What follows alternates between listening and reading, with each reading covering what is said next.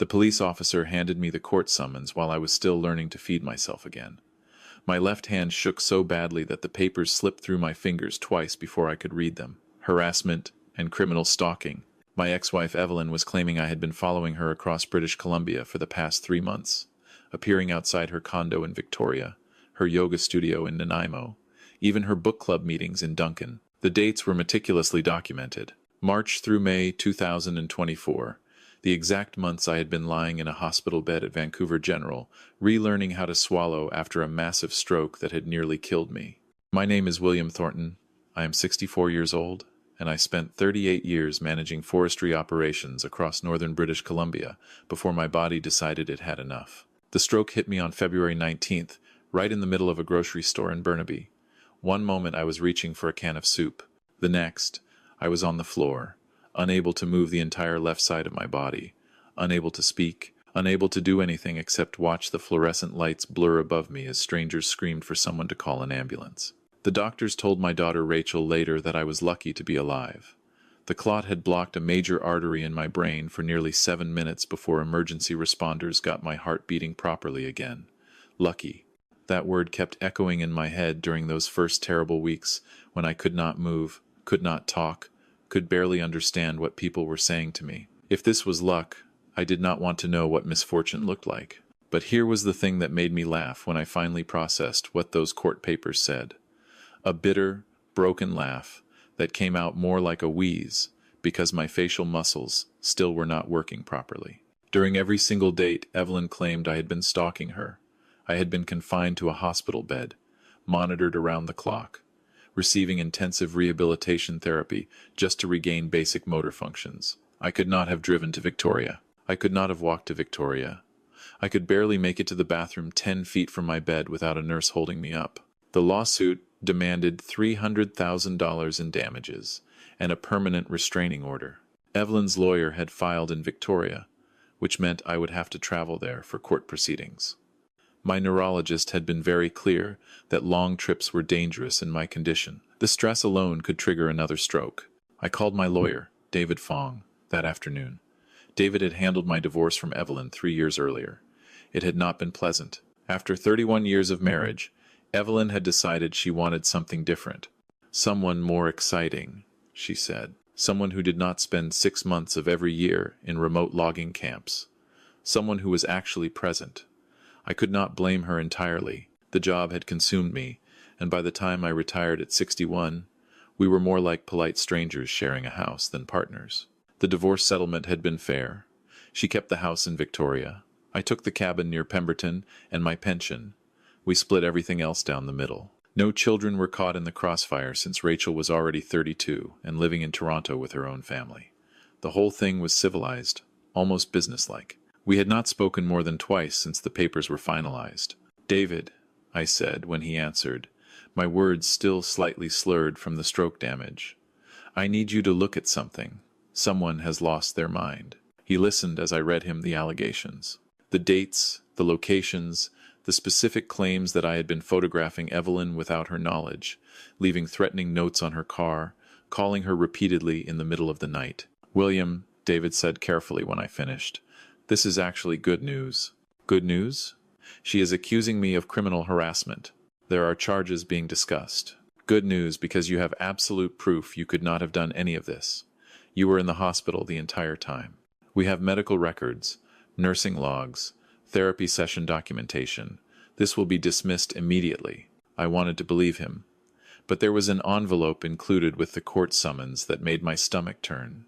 Photographs, 9 of them, printed in color on glossy paper. In each image, a man stood in the background, partially visible but clearly identifiable. Same height as me, about 5'11". Same gray hair, thinning on top the way mine had been thinning for a decade. Same style of glasses, the wire-rimmed bifocals I had worn since my 50s. Same navy jacket that hung in my closet at the cabin right now.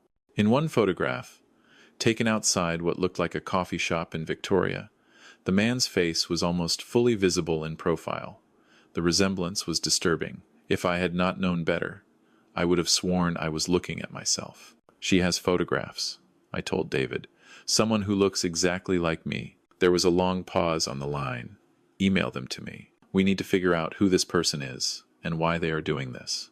I spent that evening going through my own records with my daughter Rachel's help.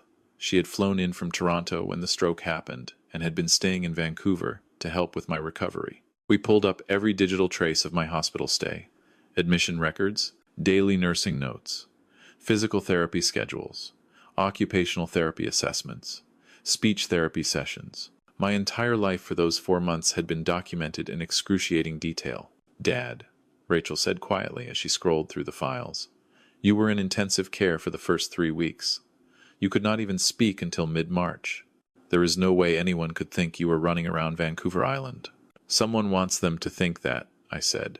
"The question is, who and why?" The photographs haunted me that night. I studied them with a magnifying glass Rachel had bought from a pharmacy, looking for anything that might prove they were fake. The man's posture bothered me. He stood with his shoulders slightly hunched, his weight shifted forward on his toes. I had spent months in physical therapy learning to stand straight again, to center my balance. Years before that, working in the forestry industry had given me a particular way of carrying myself. Feet planted wide, shoulders back. This man's body language was all wrong, but I was the only one who would notice something like that. David called me 3 days later with troubling news. I spoke with Evelyn's lawyer, a woman named Sandra Whitmore. She is confident in her case. William. She says they have eyewitness testimony. 4 different people who identified you at these locations. 4 people identified someone who looks like me. That is not the same thing. They also claim to have phone records, calls from your number to Evelyn, dozens of them over the past 3 months, voicemails that she saved. That is impossible, I said. I have made exactly 1 call to Evelyn since my stroke. Rachel called her to let her know what happened. I spoke to her for maybe 90 seconds. That was in late March, when I could finally talk again. We need to get your phone records immediately. And William, I think we need to consider the possibility that someone is deliberately trying to frame you. I contacted TELUS that afternoon. While waiting for the records, I started thinking about who might want to destroy what was left of my reputation. The forestry industry had given me a comfortable career but also some enemies. Environmental groups had targeted our company more than once. I had testified in several legal proceedings about logging rights that had made some First Nations communities unhappy. Former employees who had been let go over the years might hold grudges, but 3 years had passed since I retired. Why come after me now? And why use Evelyn as the weapon? Then Rachel mentioned something that made me pause. She had been scrolling through Evelyn's Facebook page, something I had never thought to do. "Dad," she said slowly, "did you know Mom has a boyfriend?" I did not react at first. Evelyn and I had been divorced for 3 years. She was entitled to move on with her life. I certainly had no claim on her anymore. "When did that start?" I asked. According to her posts, they met at some community event in Victoria back in January. Right before your stroke, actually. She has been posting about him pretty regularly. His name is Gerald Morrison. Rachel turned her laptop toward me. The screen showed a photograph of Evelyn smiling beside a man I had never seen before. He appeared to be in his late 50s, with salt and pepper hair and a friendly, open face. Nothing remarkable about him. The kind of man you would pass on the street without a second glance. But something about the picture made me uncomfortable. I could not identify what it was at first. Then it clicked. Gerald Morrison was dressed almost exactly like me in the photographs from the court summons. Navy jacket, wire-rimmed glasses, khaki pants. The same style I had worn for decades.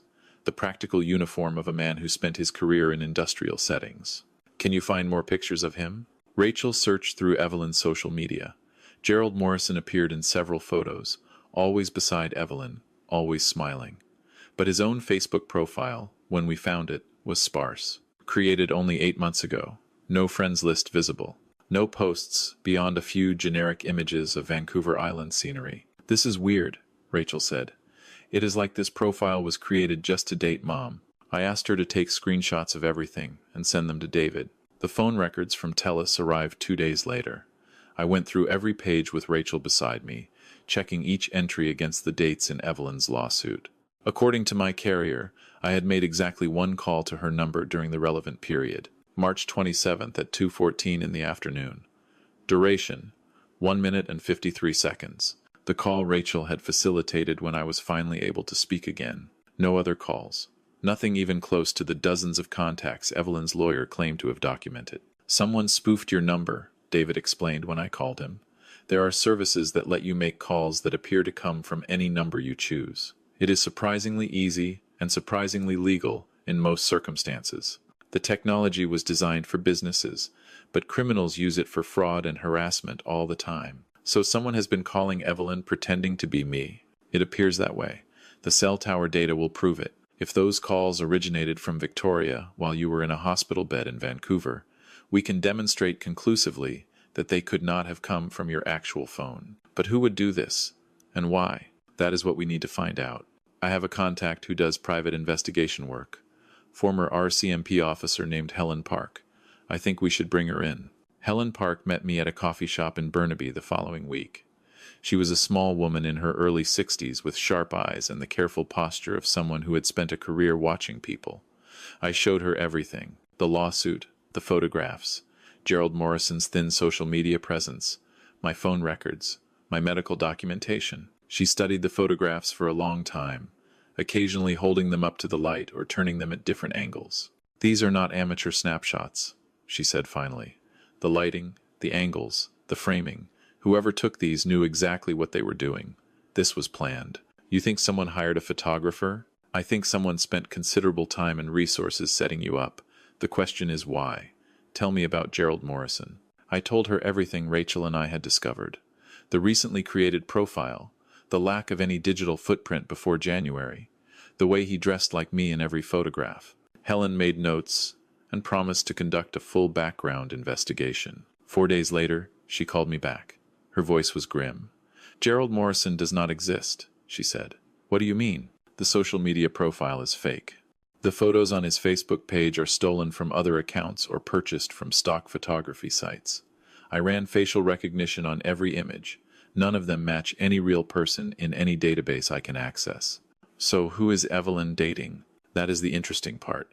I contacted some colleagues in Victoria law enforcement, asked them to quietly inquire about any men matching Gerald Morrison's description who have been seen with your ex-wife. They found someone."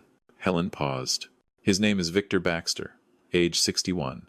He has a criminal record, William. 2 prior convictions for fraud in Alberta. Served 18 months for running a romance scam that targeted wealthy widows in Calgary. He was released 3 years ago and has been moving around Western Canada ever since." My blood went cold. Evelyn is being scammed? It appears that way. But here is the part that concerns me most. Victor Baxter looks nothing like the man in these photographs. He is shorter than you, heavier, with a full head of dark hair. He does not resemble you at all, but he has connections. Associates from his previous operations. Someone who could dress up and follow your ex-wife around while you were lying helpless in a hospital bed. The pieces started falling into place, but the picture they formed was almost incomprehensible. Why frame me for stalking her if he is the one dating her? Helen leaned back in her chair. Think about it from his perspective. He is running a romance scam. The goal is to isolate the target from everyone who might warn her about him. You are the ex-husband. In his mind, you are a threat. You might reconnect with Evelyn. You might notice things about him that do not add up. You might talk to your daughter, and she might talk to her mother. He needed you out of the picture permanently. "But I was already in the hospital," I said. "I was not any threat to him, which made you the perfect target. You could not defend yourself. You could not investigate. You could not do anything except lie there while he built a case against you. He probably expected you would just settle to make it go away, pay her the money, accept the restraining order, and disappear from her life forever. We need to tell Evelyn. She needs to know what kind of person she is with." Helen shook her head firmly. "Not yet. If we tip him off, he vanishes. Men like Victor Baxter have done this before. They have exit strategies, backup identities, money hidden away. What we need is proof that he is behind the photographs and the phone calls. Proof that will hold up in court. How do we get that?" Helen smiled, but there was no warmth in it. "We watch him. We wait. Men like this always make mistakes eventually. Their arrogance gets the better of them. And when he slips up, we will be there." The next 3 weeks were agonizing. Helen conducted surveillance on Victor Baxter, while David prepared our legal response to the lawsuit. We submitted my complete medical records, including the daily nursing logs that documented my condition hour by hour. We filed for cell tower data on the calls allegedly made from my number. We requested that the court compel all parties to submit to forensic examination. Victor Baxter must have felt the ground shifting beneath him.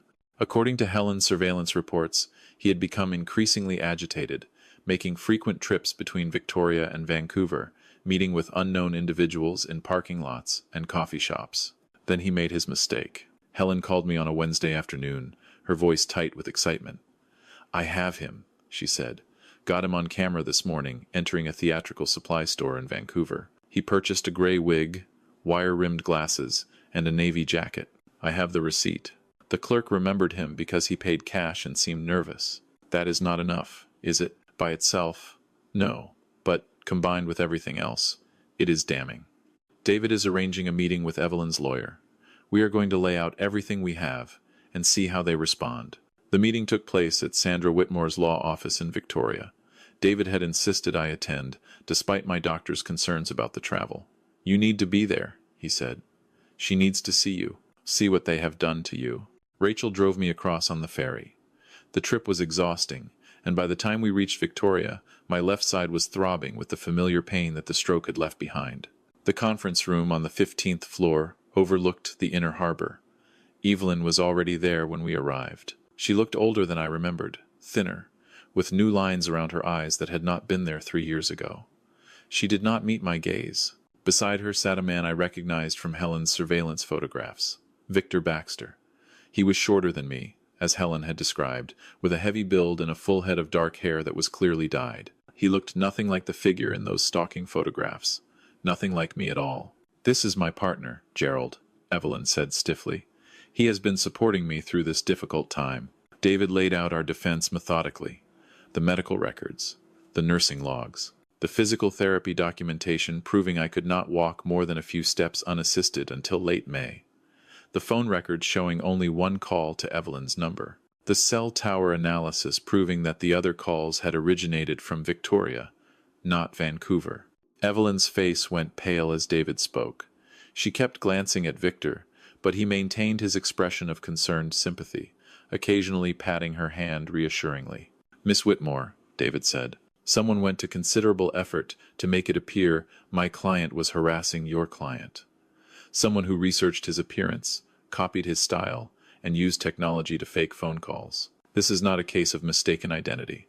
This is a deliberate frame job, and we intend to find out who is responsible."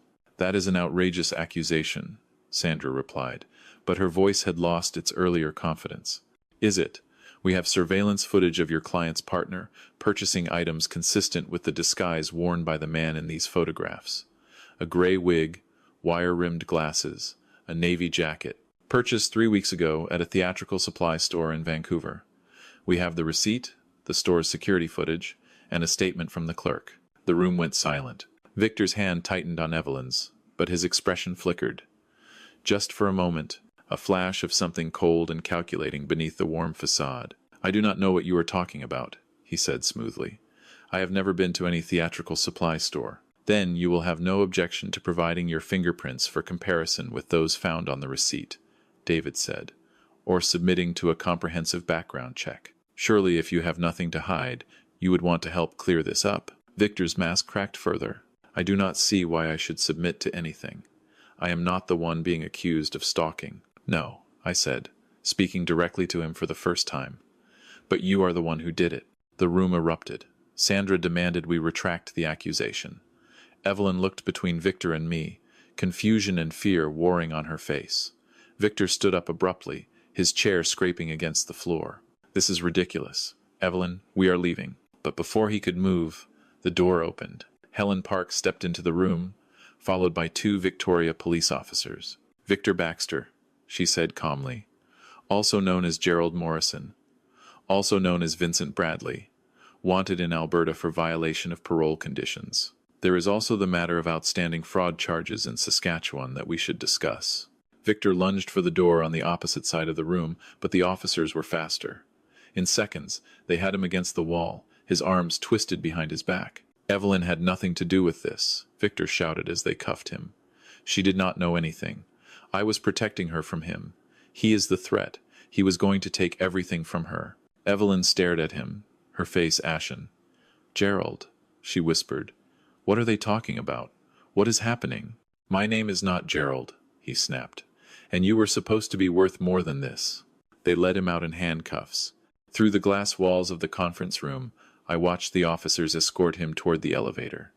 Evelyn collapsed into her chair, trembling. The full story emerged over the following weeks as investigators dug through Victor Baxter's life. He had created the Gerald Morrison identity specifically to target Evelyn. For 3 months before they officially met, he had been researching her online, learning about her divorce, her finances, her daily routines. He had positioned himself to accidentally encounter her at a community gardening event, had said exactly the right things to make her feel special after years of emotional neglect. But Victor had a pattern. In every previous relationship, he had methodically destroyed his target's connections to anyone who might warn them about him. Ex-husbands, adult children, close friends. He created situations that forced the women to choose between him and everyone else in their lives. When he learned about my stroke, he saw an opportunity. I was helpless, unable to defend myself. If he could make me look dangerous, make Evelyn afraid of me, she would cut ties completely. And once I was out of the picture, he could proceed with his real plan. Draining her savings, maxing out credit cards in her name, and disappearing before she realized what had happened. He had done it before. In Calgary, his victim had lost over $400,000. In Saskatoon, another woman had been forced into bankruptcy. The romance scam community called it sweethearting, and Victor was considered an expert. The photographer turned out to be an old associate from Alberta, someone who owed Victor money and could be pressured into helping. He had followed Evelyn around Vancouver Island for weeks, wearing a disguise, making sure to be captured in the background of photographs that would look incriminating. The phone spoofing had been even simpler. Victor had used a service that cost less than $50 a month to make calls that appeared to come from my number. The voicemails he left had been carefully crafted to sound threatening without being explicit enough to trigger immediate police involvement. At his apartment in Victoria, investigators found a wall covered with photographs of Evelyn. Hundreds of them, dating back nearly a year before they supposedly met. Surveillance notes, her schedule, her favorite coffee shops, her friends' names and addresses. He had been watching her for months, planning every detail of his approach. The charges against Victor piled up. Identity fraud, criminal harassment, conspiracy to commit fraud, violating parole conditions from Alberta. When investigators contacted authorities in Saskatchewan, additional charges emerged from a case that had never been properly closed. His bail was set at $250,000, which he could not make. Rachel told me later that he had tried to contact Evelyn from jail, asking her to put up the money. She had blocked his calls. Evelyn came to see me about a month after Victor's arrest. I was back at my cabin near Pemberton, continuing my rehabilitation with a therapist who drove up from Vancouver twice a week. She waited outside until my session finished, then asked if we could talk. We sat on the porch, overlooking the valley. The mountains were still capped with snow even in late June, and the air smelled of pine and distant glaciers. "I am dropping the lawsuit," she said. Her voice was flat, exhausted, obviously. "And I wanted to say that I am sorry, William. I should have known you would never do something like this. Even when we were at our worst, you were never cruel." She started crying. The photographs looked so real. The phone calls? His voice sounded exactly like yours somehow. And Gerald, Victor, whatever his name is. He was so supportive, so understanding. He made me feel like I was not crazy for being afraid. I watched her cry and felt something unexpected. Not anger, not vindication. Just a weary sort of sadness for both of us. "Evelyn," I said finally, "this was not your fault. He has done this before. He is a professional at manipulating people." She wiped her eyes. "The police told me about the other women, the ones in Calgary and Saskatoon. They said one of them lost everything. Her house, her retirement savings, her relationship with her children. They said Victor convinced her that her own kids were stealing from her. That was going to be you," I said quietly. "That was his plan." "I know." She looked at me, really looked at me, for the first time since she had arrived. "How did you figure it out? From a hospital bed, barely able to walk? How did you know something was wrong?" "I did not figure anything out," I admitted. "I just refused to accept something I knew was not true, And I had help. David, Helen, Rachel. They believed me when the evidence made it look impossible. We talked for another hour. Not about us, not about the marriage or the divorce or all the years of distance that had grown between us. We talked about Victor, about how easily he had slipped into her life, about the warning signs she had missed because she wanted so badly to believe in something good. "What happens to him now?" she asked, finally. "David says he is looking at serious prison time. Between the charges here and the outstanding warrants from other provinces, probably 10 to 15 years. Maybe more, if they can prove the full extent of his fraud operations." She nodded slowly. "Good. That is good. People should be protected from people like him." The lawsuit was formally dismissed in August. David filed a civil suit against Victor for damages, though we both knew the chances of ever collecting anything were minimal. Men like Victor typically had nothing in their own names, keeping everything in untraceable accounts or under false identities. Evelyn sold the house in Victoria and moved to Kelowna to be closer to her sister. We exchange occasional messages now, nothing substantial. Checking in after medical appointments, sharing news about Rachel and her kids. The marriage is over and will stay that way. But we are not enemies anymore. We survived something together, even if we did not know we were in it together at the time. My recovery continues. The stroke took things from me that I will never get back. My left hand still trembles. My speech still slurs when I am tired. Some days the fatigue is so overwhelming that I cannot get out of bed. But I am alive. I am free. And my name is clear. The whole experience taught me lessons I wish I had understood decades ago. First, documentation is everything. My hospital records saved me. Every nursing log, every therapy session, every medication administration that was carefully recorded became a weapon in my defense. In an age where reality can be manufactured with spoofed phone numbers and staged photographs, objective documentation is sometimes the only truth that matters. Second, predators target vulnerability. Victor chose me as a scapegoat specifically because I was incapacitated. He assumed I would be powerless to fight back. What he did not count on was that being immobile gave me something I had never had during my working years. Time. Time to think. Time to investigate. Time to notice the small details that did not add up. Third, technology is a double-edged sword. Victor used it to frame me, spoofing my phone number and coordinating his scheme through encrypted apps. But technology also saved me. The hospital's electronic monitoring system created records he could not falsify. Cell tower data proved the calls came from Victoria, not Vancouver. Security cameras captured him buying his disguise. The same tools that can be weaponized against you also create trails that liars cannot erase. Fourth, trust your instincts about people. When I first saw Gerald Morrison's photograph, something felt wrong. I could not articulate it then, but some part of me recognized that the image did not match the person Evelyn was describing. If something feels off about someone, especially someone who appeared suddenly and seems too good to be true, that feeling is worth investigating. Fifth, isolation is a warning sign. Victor's entire strategy depended on cutting Evelyn off from anyone who might question him. Her ex-husband, her friends, eventually her children. When someone in your life starts creating conflicts between you and the other people who care about you, that is not protection. That is control. Finally, the truth has weight. Victor built his case against me with manufactured evidence that looked convincing on the surface. But lies, no matter how elaborate, cannot withstand sustained scrutiny. The details did not align. The timeline did not work. The more we investigated, the more his fabrications collapsed. Truth does not need to be complicated because it simply is what happened. I am 64 years old now. My body has been broken in ways that will never fully heal. My marriage ended years ago, and my career is behind me. But I have my daughter, my grandchildren, my small cabin in the mountains. I have my name back, and a future that Victor Baxter tried to steal from me. Some days I think about how differently this could have ended. What if I had settled the lawsuit to avoid the stress? What if I had accepted the restraining order just to make it go away? Victor would have succeeded. Evelyn would have lost everything. And I would have spent whatever years I have left branded as a stalker, unable to see my grandchildren without supervision, permanently marked by crimes I never committed. I fought back instead. Not because I am brave, but because accepting a lie about myself was worse than any alternative. And here is what I tell people now, when they ask about it.